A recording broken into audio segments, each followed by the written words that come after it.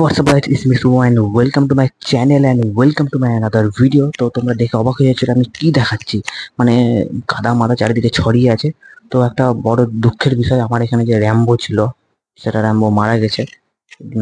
মানে ইলেকট্রিক মানে কি বলবো, মানে লাইন ছিল না বাড়িতে, অক্সিজেন না চালিয়ে রাখার জন্য মারা গেছে। আমি অফিস গেছিলাম, অফিস থেকে দেখছি এসে মারা গেছে। তো আমি আর কোনো মানে বড় মাছ রাখবো না দুঃখে, আমি এখানে প্ল্যান্টেড অ্যাকুরিয়াম বানাবো। তো আমি এখানে দেখতে পাচ্ছ মাটি আমি রেডি করে নিয়েছি, আর আমি মাটি কিভাবে রেডি করেছি সেটা তোমাদেরকে আমি বলবো। তো বলেই দিই, যাই হোক। তো এখানে আমি আমার গার্ডেন সয়েল ইউজ করেছি, আর কম্পোস্ট নিয়ে এসেছিলাম দোকান থেকে কিনে, সেটা আমি মিক্স করে বয়েল করেছি। বয়েল করে যাতে ভিতরে যত পোকামাকড় আছে যে মরে যায়, বয়েল করে আমি কিছুদিন রেখে তারপর আমি এখানে দিয়েছি। তো দেখতে পাচ্ছি এখনই সবে মাত্র দিলাম, চারদিকে কাদা ছিটিয়ে আছে। এখন আমার ড্রিপ টুটও রেডি আছে, যেটা আমি আমার এই ট্যাঙ্ক ইউজ করেছিলাম।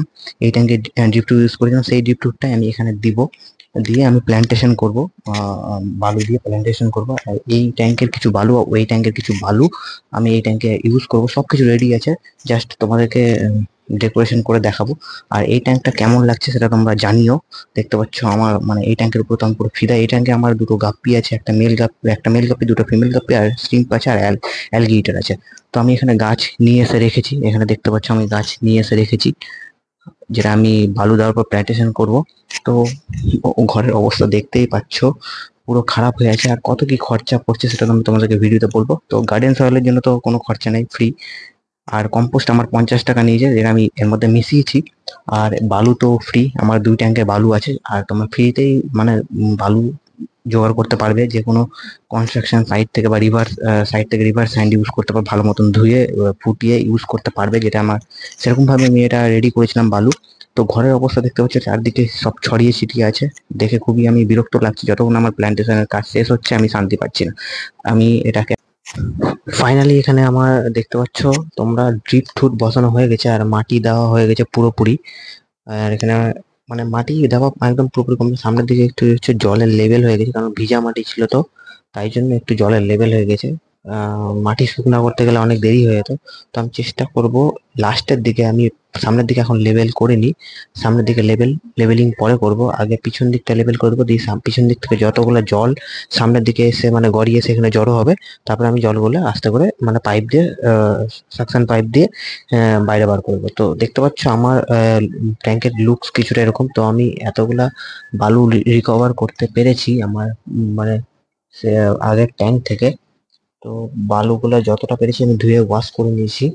আমি চেষ্টা করি যত জিনিস ইউজ করা যায়, কারণ নতুন জিনিসে রিসাইকেল হতে বহুত টাইম লাগে। আমার অ্যাকুরিয়াম পুরনো আছে, আমার মাটি পুরনো আছে, মানে মাটি আমার মানে বয়েলিং মানে মাটি তৈরি করা মাটি আছে, মানে মাটির মধ্যে কোনো এক্সট্রা কিছু মানে বাজে জিনিস নেই, যা আছে বেনিফিশিয়াল আছে। আর এখানে আমার ড্রিপ ফ্রুট বলো, বালি বলো, আরো যে বালি আছে আমি এই ট্যাঙ্কের থেকে বালি ইউজ করব।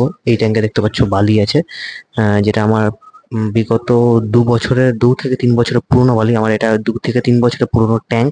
তো এই ট্যাঙ্কের বালু আমি ইউজ করবো। আই থিঙ্ক পিছনটা পুরোটা কভার হয়ে যাবে, সামনের দিকে কিছুটা হয়তো বালু আমাকে এক্সট্রা অ্যাড করতে হতে পারে, সেটা আমি মানে রিসাইকেল করে তবে আমি অ্যাড করব। তো তোমাদেরকে এটাই বলা, ট্যাঙ্কে যত পুরনো জিনিস, রিসাইকেল করা জিনিস সেটা ইউজ করা ভালো, তাহলে মাছের জন্য কোনো ক্ষতিকর না। যত ধৈর্য ধরে ওয়েট নিয়ে করবো তত তোমার ট্যাঙ্ক হেলদি ট্যাঙ্ক হবে। তো দেখতে পাচ্ছ আমার ট্যাঙ্ক এরকম করে রেডি হচ্ছে, বালু দেওয়া পিছনটা কমপ্লিট হয়ে গেছে, রিক্রুট বসানো হয়ে গেছে। তো তোমরা বলো কেমন মানে কেমন লাগছে।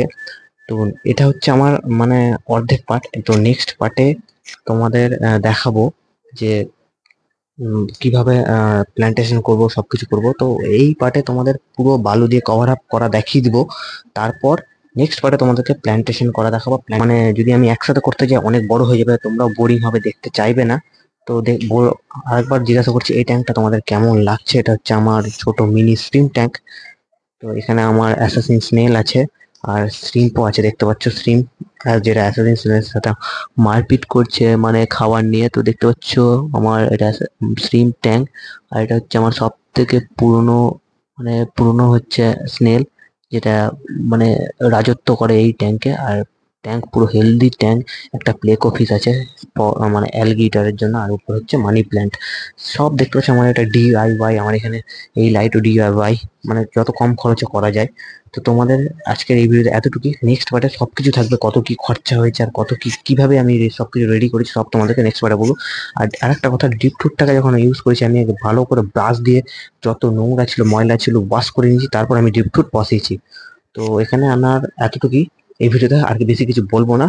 তো নেক্সট পার্টে আসছে প্ল্যান্টেশন বাদ বাকি সবকিছু। তোমরা চ্যানেলকে প্লিজ সাবস্ক্রাইব করো, আর কি মাছ ছাড়বো আর কি প্ল্যান্টেশন করব তোমরা এই ভিডিওতে আমাকে কমেন্ট করে জানাও। তো বাই।